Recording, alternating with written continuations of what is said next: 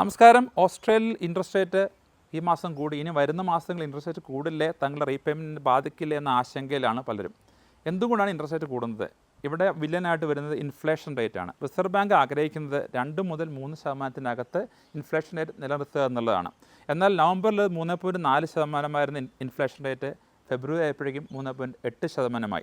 ഇങ്ങനെ കണ്ടിന്യൂസ് ആയിട്ട് inflation rate കൂടിക്കഴിഞ്ഞാൽ റിസർവ് ബാങ്കിന് ഇൻട്രസ്റ്റ് റേറ്റ് കൂട്ടി ആളുകളുടെ കയ്യിലുള്ള പണപ്പെരുപ്പം കുറച്ച് നാടിനെ സാമ്പത്തിക മാറ്റത്തിൽ നിന്ന് രക്ഷിക്കുക എന്നുള്ള ഓപ്ഷനല്ലാതെ മറ്റൊന്നുമില്ല. അപ്പോൾ ഒരു അപ്വേർഡ് ട്രെൻഡിങ്ങിലാണ് വരുന്നതെങ്കിൽ ഇൻട്രസ്റ്റ് റേറ്റ് കൂടാനുള്ള സാധ്യതയാണ് വരുന്ന മാസങ്ങളിൽ കാണുന്നത്.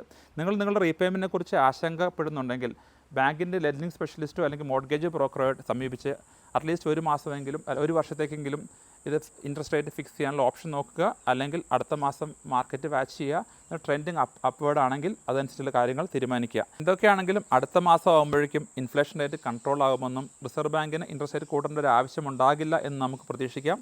എന്തായാലും നന്ദി, നമസ്കാരം.